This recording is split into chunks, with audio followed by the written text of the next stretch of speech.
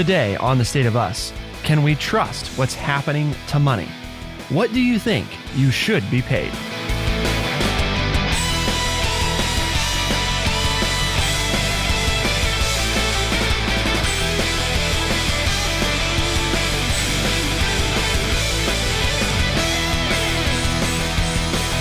Welcome to The State of Us. I'm your host, Justin T. Weller, joined, of course, today by the one and only friendly redneck liberal and senior resident historian here at True Chat, Mr. Lance L. Jackson.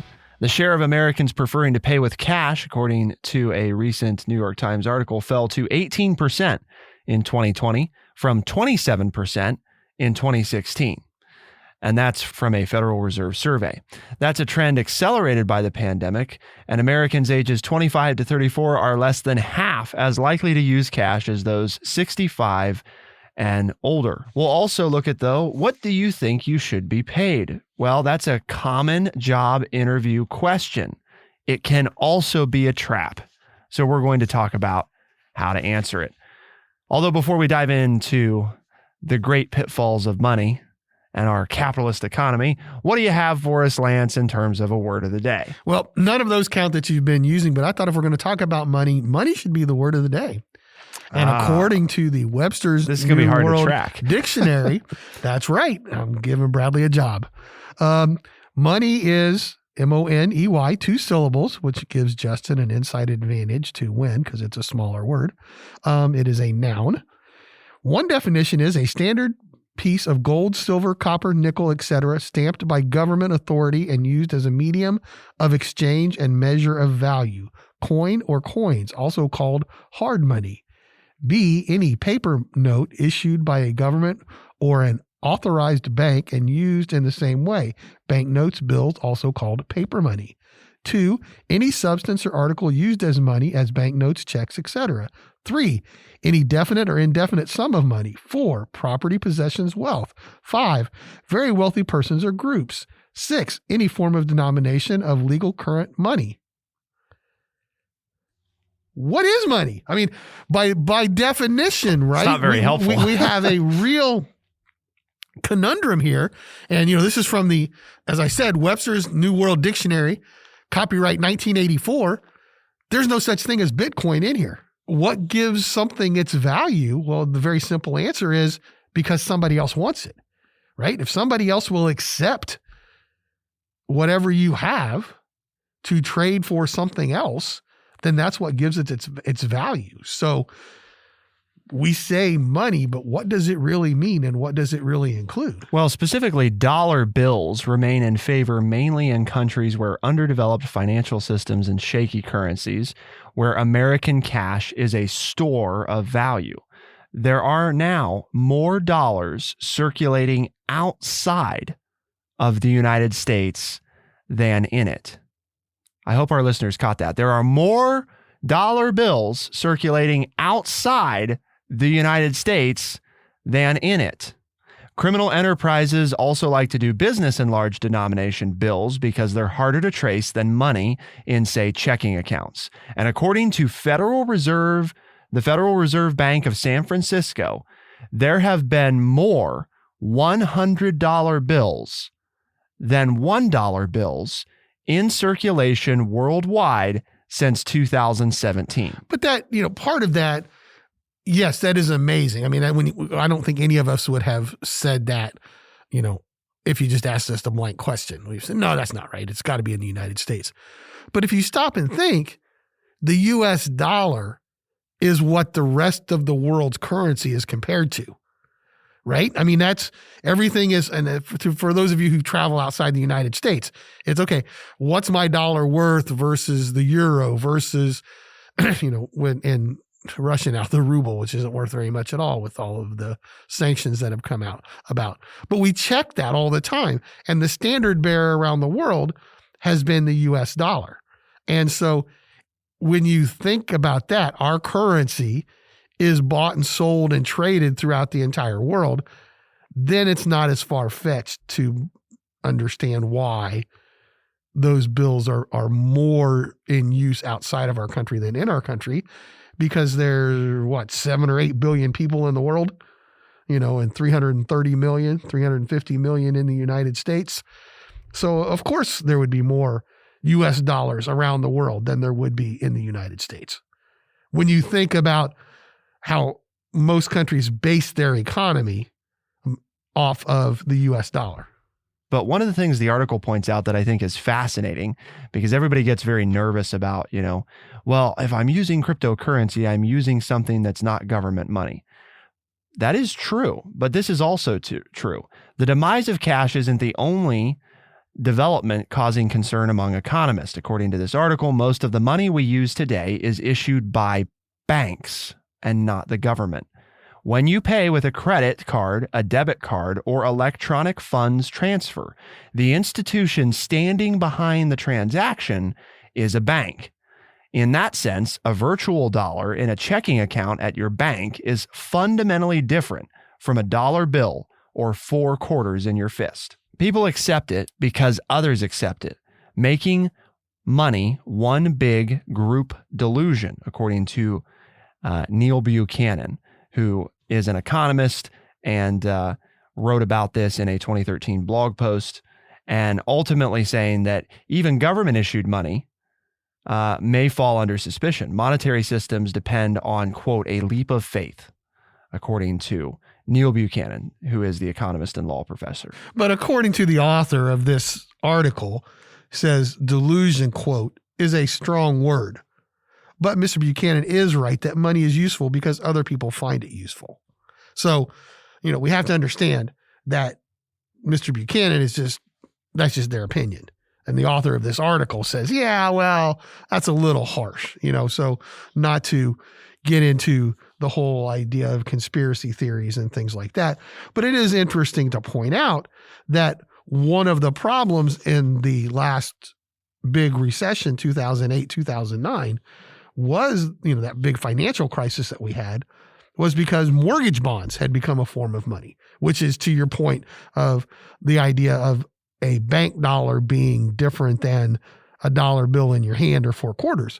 That, again, whatever the people in charge say is currency, is money, is what is accepted. And then all of a sudden, when it's not, then people lose faith in it and they lose value in it. That, led to the whole Occupy Wall Street movement 15 years ago, because it was like, well, wait a minute, you guys are playing with money that we don't even have access to, and now it's affecting us. And the correct answer is yes. Well, I think I even argued many years ago on this show, that what is money really now that it's not based on the gold standard? And this harkens back to history a little bit, because the author of this article points it out that, in 1971, Richard Nixon took the United States off the gold standard and made the dollar basically a fiat currency, which means that it has value simply because the government says that it has value. And again, because countries around the world and economies around the world say it has value. Correct. They all believe in it as well. Yeah. Well, it is a societal agreement that we all say it has value. Part of what I think the author explains is that the only reason, though, that Lance would take, $100 for his truck full of potatoes is because he understands that $100 that he just received, he can use down the line to get something of equal or greater value. Well, yeah, of course. That's exactly what it is. If Lance, if I wanted to give him 100 paper clips for his truckload of potatoes, he would probably laugh at me and say, no way in hell am I going to give you, this truckload of potatoes for 100 paper clips. Well, that doesn't make any sense. Unless I knew the 100 paper clips were going to turn into 1,000 pounds of beef and chicken. Exactly. But that's the point. It's all a system of barter. It is all an agreed to, but the difference being that, right, a truckload of potatoes, for example, has, and this is a distinction, we'll try not to dive too deep into the philosophical component because it is an economic argument. A truckload of potatoes has an inherent material value because you can eat a potato to stay alive. There is a direct, available human need that is serviced by a potato. A dollar bill is a means to an end. It is not a means in and of itself. The dollar bill does nothing for you if we don't agree that it has value. Regardless of whether or not Lance and I agree if a potato has value, it has value because we can eat it. It can sustain us. We can live with it, you know? Well, people have found that out with the you supply could burn chain. a dollar bill, but Right. you know. But with the supply chain problems, people have found that out. You can go to the store, to the shopping center with your dollar bill or multiple dollar bills, your $100 bill, you know, since there's more of those in circulation than dollar bills. And if there's nothing on the shelf that you want, you don't have anything. You want, you know, so you need to, you're trading it in for something else. And there has to be something else of value. Whereas if you have the item that you want, that obviously is more valuable than money. A lot of people were up in arms about that whole going off the gold standard, but the author of this article says that it overstates what Nixon did because ultimately fiat money has existed on and off for centuries, including all the way back to China from 960 to 1279. And, you know, so it probably for, 5,000 years or more, there's been some form of fiat currencies out there. But even under the gold standard itself, right, and take it one step further, money wasn't simply a commodity. Because, yeah, you can use gold for jewelry or dentistry or as coating on space telescopes, but you can't eat gold, right? And you cannot shelter yourself with gold from the rain. The only reason that you'd ever accept gold as payment for truckload of potatoes is that you can use the gold to buy something else. And that makes gold-backed money not really very different from fiat-backed money. And then arguably, that in and of itself, gold-backed money, you could argue, is a delusion because it has value because we've set it against gold. Well, but why does gold have value? Well, because we said that it did. We backed the dollar against something that we already had established and said had value, even though, again, its inherent value is not the same as, say, potatoes. So I think those are important concepts because as we talk about where money is going, like cryptocurrency, people are very afraid of that kind of thing. And we're going to talk some about why and whether or not those fears are justified as they are in relation to something like the almighty United States dollar. Keep it here on The State of Us, and we'll be right back.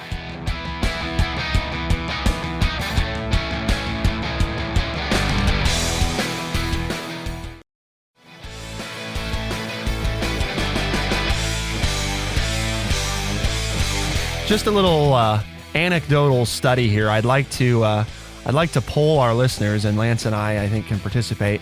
How much money you got in your wallet, Lance? I got enough. Enough? Yep.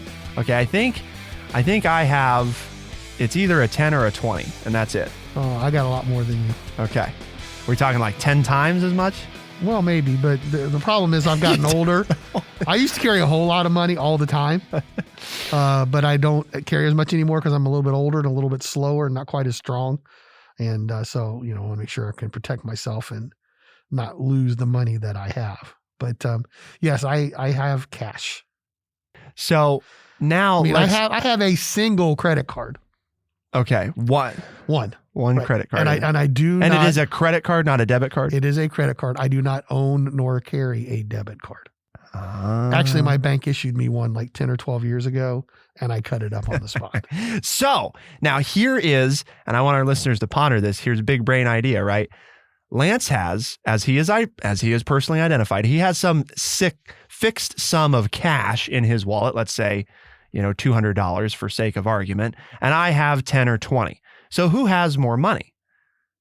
Well, we can't really answer that question, can we, until we answer the question about the cards that are found in the wallet, because Lance has admitted he has one credit card in his wallet, and it has some credit limit that he can borrow.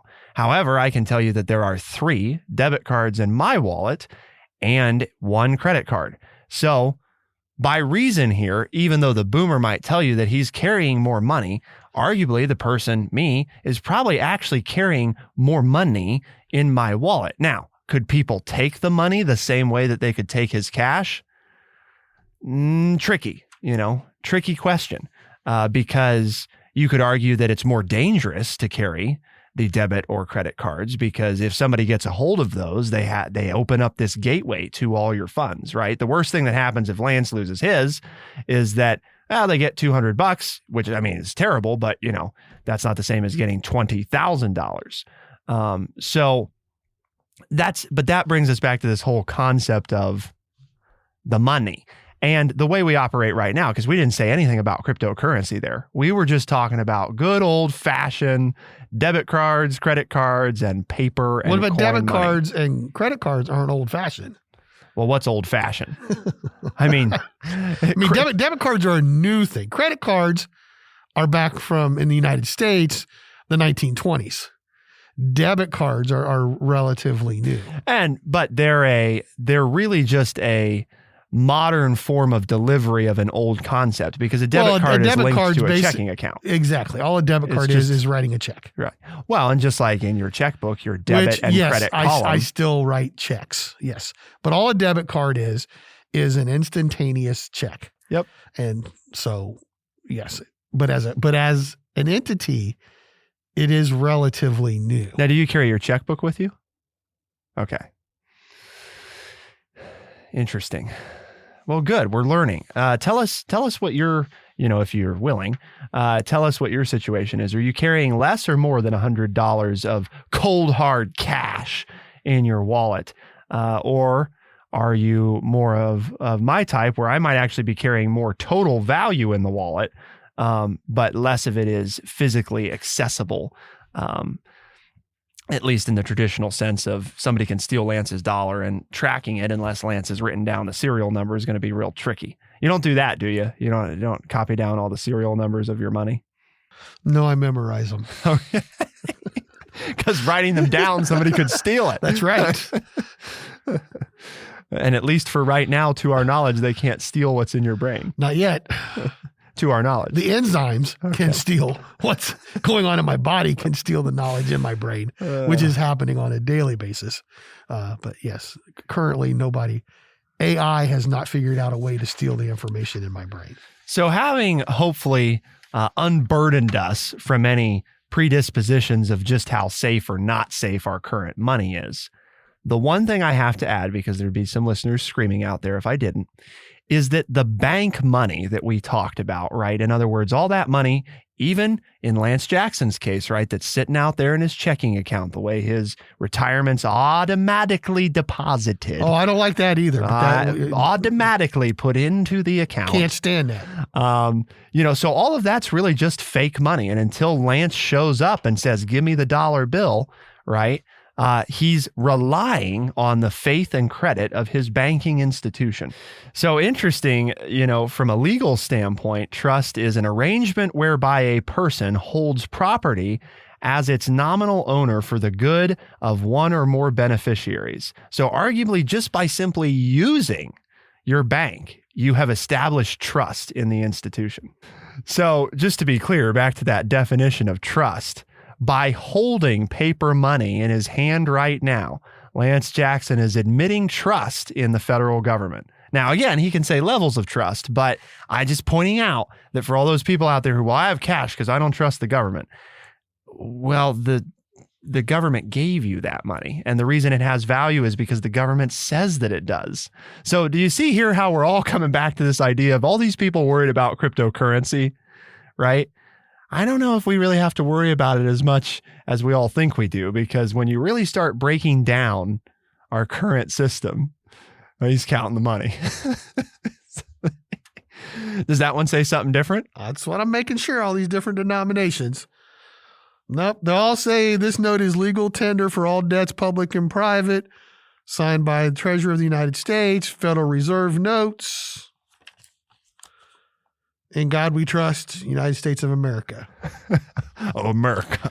They got different pictures and signed by different secretaries of the Treasury and all that kind of stuff, but those words are on all of them. So anyway, the fear, right, obviously, of cryptocurrencies is that it may further perpetuate this. No, the fear of cryptocurrencies, people don't understand it. And that's where do they understand money though? I mean, isn't that what we just proved for the last 15 minutes? No, is that people don't really know. They don't, but they trust it because they're used to it. And that's why they don't like. They trust it because they're told they should. No, and they're used to it. That's what they've seen. That's what they've grown up with. That they know that when they go through the line at the grocery store, when they get to the end of it, if they pull out cash, they can walk quietly to their car and put their groceries in. If they walk into the furniture store or whatever. Okay. But then they came up with, they said, well, debit cards. All right. And so the younger generation said, oh, well, I'll use this card because it's technology and I'm not scared of technology. That's fine. And then what happens to older people is they start to die off. So therefore, cash gets used less and debit cards get used more. Now what we have is a generation that's going to go to cryptocurrency, possibly. Okay. So then all the cash people die off. Oh, and guess what? Newsflash. All right. Breaking news, millennials will get old one of these days and they will die off and their ideas will be thought of as stupid and be replaced by what the younger generations say. That is possible. Just so you know that, all you millennial listeners out there, I love you to death, okay? And while you have fun at the expense of this old boomer, remember, in 20 or 30 years, you too will be in my same seat. I'll be done and gone, most likely, but you'll be, all right? If I'm not, you'll still be hearing me. I'll still be ranting on the airwaves at 90. But, in 30 years, if I'm gone, you too will be sitting in my chair as the old generation that everybody's making fun of. So be kind to your elders. Your way of doing money and doing business will be archaic and thought to be slowing everybody down. We'll see, won't we? We'll just have to see how that goes. So I do think the thing that will be interesting is whether or not banks, and we've seen some starting to toy with the idea, and other companies develop their own digital currencies. Because to Lance's point, I think one of the largest obstacles, the two largest obstacles to decentralized currency are just that. One, an obstacle is the decentralization of it. People don't understand that and they fear it, right? When arguably you could actually contend that it's safer, which is a debate for a different day. I'm not saying there's an argument there. But there are people who would argue that actually Bitcoin is safer to hold than cash, because if the United States government wants to decide tomorrow that, and this is because of Lance's demographic profile, that all white men over the age of 50, if they possess cash, it now has no value. They could do that, and Lance is in a bad way because his cash suddenly doesn't mean anything. Well, can't Bitcoin do it? Not to go down the rabbit hole, but just to throw that question out there, can't the people who run Bitcoin do that? No. Somebody got charged somewhere. I've been in this world long enough. There's nothing out there that isn't controlled by someone. So, well, and that's, or some groups of someone. And that's part of the thing that's hard for people to wrap their mind around, is that the way that a correctly set up cryptocurrency works is that once you turn it loose, there is no bringing it back. So the people who created it don't possess some secret, way to suddenly recall all the Bitcoin. And people may not believe that, but to Lance's point, that is part of the issue of the adoption of it, is people think, well, surely they must have some, they've got some key, they've got some, they could just, and again, a correctly designed blockchain cryptocurrency is not controlled by anyone. The one component is trust. The other component is its daily acceptability. Lance cannot walk into most stores in the city of Urbana and say, I'd like to pay with Bitcoin today, and they're going to be like, what now? You can't do that. So that's another issue, which is why I think the notion of the United States federal government, basically doing what it did with dollars when it centralized state-based currency, doing the same thing and saying, well, yeah, it's still the US dollar, but now we offer it in a digital form. Arguably, that would be more practical steps in that direction of getting people to make the transition. So in the vein of money, which we've now basically said is worthless, other than because we've all agreed that it has worth, we're going to talk about how to make sure that you have enough of it. That you have enough of it, because, why not? So what do you think you should be paid? The common interview question, how to answer it. Keep it here on The State of Us, and we'll be right back.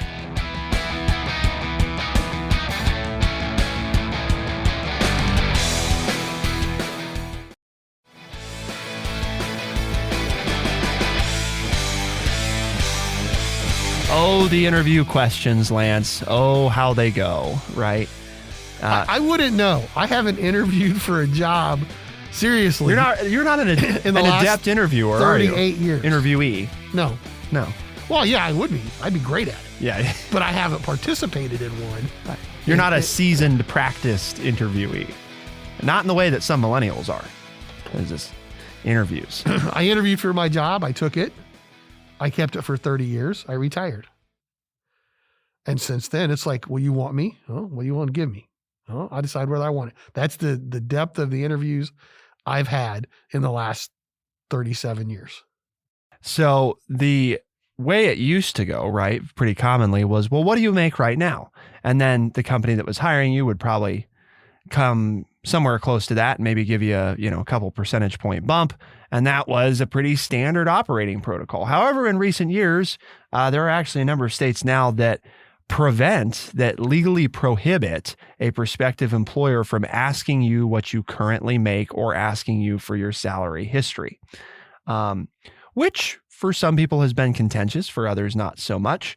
Obviously, it is part of a move for two things. One, I think, is to, I guess it's all but part I of have a one question thing. for you millennials. Why Equity. would you offer that information up anyway? If I'm sitting down across from someone, it's none of their doggone business. Well, actually, what I used to make. Millennials are the ones leading the trend to get people to stop asking it. It was boomers who thought it was okay as an employer to ask an employee. I've never told somebody what I make. Yes. Never once. Well, you are the exception. Well, so I was ahead. No. I was ahead of my time. No. It's not unusual for you to not tell somebody, but as a prospective employer, it was very common to ask a prospective employee. No, my point is you can ask. You can ask me, and I'm going to look at you and say it's none of your doggone business. That's very straight up. That's none of your business. That has nothing to do with whether or not you want to hire me. What I've made in the past has nothing to do, or what I'm making currently has nothing to do with you wanting to hire me at this point. And anybody who's ever answered that in the past made huge mistakes. Calling out a lot of your boomer cohorts. I don't care who I'm calling out. If you did that, that's dumb. You shouldn't do that because that has nothing to do with the process of getting hired. Because I'm going to apply for this job. What's this job pay? Well, what have you made in the past? That has no bearing. I would have looked at him straight in the eyes and said, that has no bearing on this job. What's this job pay? Well, we're going to pay based off of what you made. Well, then I guess I'm not working here. Because this job should pay X amount. And now what you're doing is you're interviewing me. Do you think I'm worth X amount? And now the question has shifted more to... So now everybody's catching up to me. Is that what you're telling me? Well, not 100%, because now the question has shifted to what are your pay requirements? In other words, I'm not asking you what you used to make. I'm asking you what would you like to make at this job? Okay. Again, I would look at them and say, that's immaterial. What will you pay me? And if they keep pushing me, I'll say, oh, you owe $1 million. Because that would probably get me out of retirement. You think so? $1 million to do it? That might get me. Yeah. A month. Especially if they offered to deliver it to you in cold hard cash, right? Exactly. The colder, the better. The colder, the better. If it came from the underground cellar, I want it out of the freezer. Yes, out of the freezer. Looks like gotcha. Looks like it's a meatloaf. Looks like a frozen meatloaf, but it's really $1,000 bills wrapped up in aluminum foil. I don't think you can get those anymore, other than collector items. But yeah, I think in hundreds. Hundreds is the largest. That's a big denomination. That's a big meatloaf issued for general circulation by the federal government. That's a big meatloaf. That is a big meatloaf. You know, and I remember when $100 bill would not be changed anywhere in the last few years. And when I've done that, people don't even bat an eye. I got places that don't even check it on whether or not it's counterfeit. Well, especially the new ones, right? Because they're highly secure. So I guess. Eye roll. Quick story about that though. I asked somebody that I said, this just came from the bank. And they go, yeah, well, the bank just found, X number of counterfeit bills in their supply. Whoops. It wasn't that the bank produced them. You know what I'm saying? Right. Yeah. The bank didn't try to give you a counterfeit bill. There was enough counterfeit money out there that it had worked its way into circulation to where that the money I went and got from the bank possibly could have been counterfeit. Crazy stuff, people. Crazy stuff. So the point here, right, and to Lance's point, the interesting counter, though, is that there are several people, interesting, these are all people who make higher money, who actually have found a benefit. You mean more money? What's higher money? Who is it up on a ladder? Who have a higher salary. Oh, okay. I've never heard of higher money. Higher money. I think you were just trying to get a cheap point there in the game, calling it higher money. Higher money. Yeah. This was one where I decided we're not keeping track because I can't imagine that we could get an accurate answer. So that means I win. Is that what that means? Yep. Well, actually, I used it first. So I mean, before you even announced but the it rules as the word. Say it doesn't matter. It has to be the word first. Who says money, money, money? Yeah. Okay. That's a song. Money, money, money. Exactly. Money. So they point out that these higher wage earners, how is that? That they actually find stating it is helpful because they don't want to be lowballed. In other words, they want to establish, no, I make $250,000 a year. So if you're going to come in here with some offer that's under that, but what if the person across from you was willing to offer $350,000? Well, so why would you tell them that you made $250,000? Say, oh, I don't know. I make some money. What are you going to pay me? You're going to pay me $125? Oh, I'm out of here because I'm making more than that. Oh, well, we'll pay you. No, I gave you the chance to make me an offer. That's not a good enough offer. I'm out. Yeah. The way the people explain it is that it establishes in reality that this isn't some wild number they've come up with, but in fact, something that they're actually currently paid. Again, this would seem to be more of an issue for people making higher money than it is for somebody who was making $50,000 who wants $60,000. You know what I mean? But and this is straight up, you just hired me last week. Uh-huh. And I just told you straight up what it was going to cost you. Yep. And if you wouldn't have come up with that money, I'd have walked away. It's that simple. Why is it not that simple? Explain to me why it's not that simple. I knew what my time was worth. I knew what, at this stage in my life, what I would value it for. And so I made you an offer, and you could either accept it or not. I was in control of the negotiation. Well, and actually going all the way back, right, to, because you had obviously what was in your head, but I mean, going back to the very start of that, it actually initiated with, well, this is about what we have to offer, this range. Is that something that can work? And so, I mean, it was actually, right, I mean, from an employer standpoint, it was this is what I got, Right. Is that good enough or not? Or even what will that get me? Right. Right. I mean, in other words, I don't have any more than this to give you. Right. So how much of your time can I receive of your time can I get for this money? Exactly. See, but to me, then I'm in control. I understand what you're saying, but I'm still in control. Yes, it's all about control, dude. I'm sorry. I don't fight that. I don't run from it. Well, and in fairness, I own it. I own my money. I own it. There's control, right, on all sides and that's part of an equitable negotiation is if what Lance offers in terms of his time doesn't meet the company's, satisfaction, then they can say, well, I'm sorry, but, that's not enough time for the money that we have. And, exactly. And likewise on the salary requirement points, it's that if the company says, well, here's the range, is that in the realm of what, could work for you? You can say yes or no, right? But nobody's forcing either party into anything, because if that's not enough for the prospective employee, then they don't take the job. And if the company can't offer more than that, then that is what it is. To keep looking. Right. You keep looking. And maybe you'll find somebody who is willing to take that.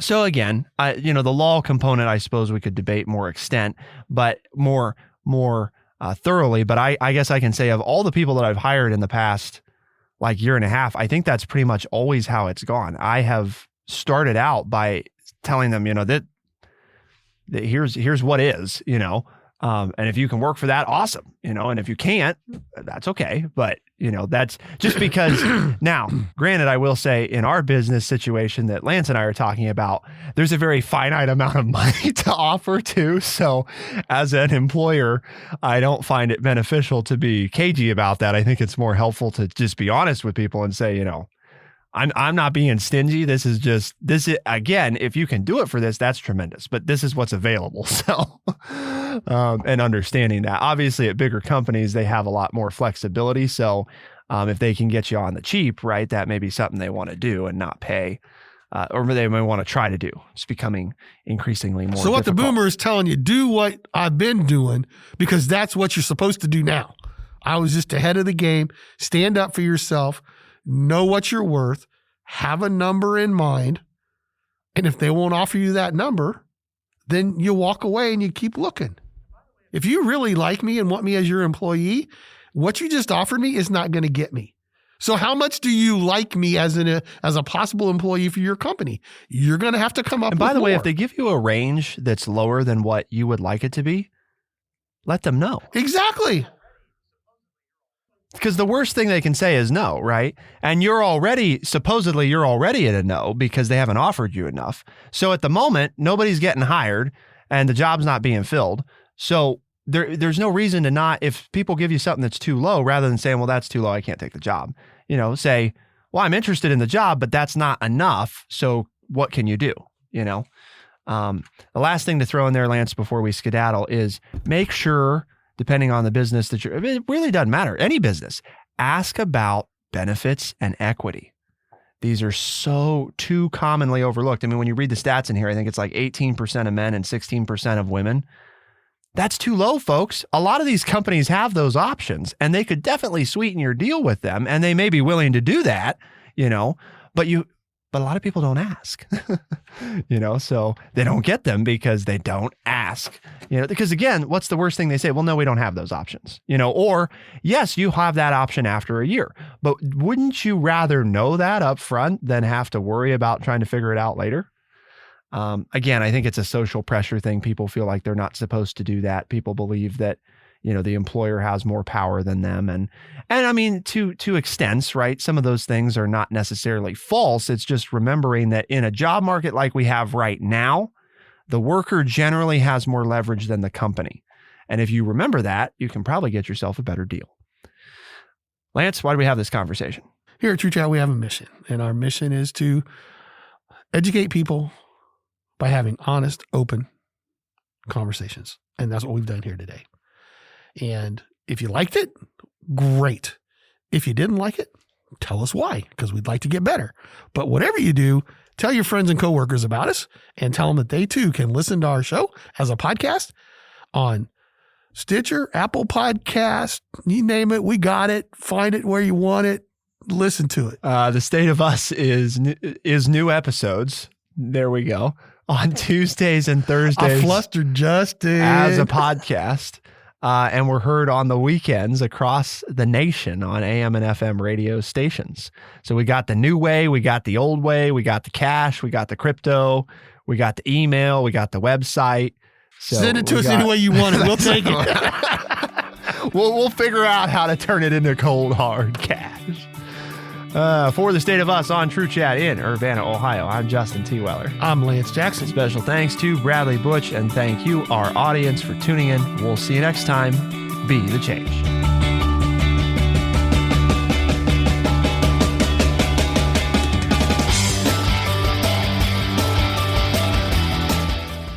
Be sure to check out our website, thestateofus.org, for books, articles, and all the ways to tune in. thestateofus.org.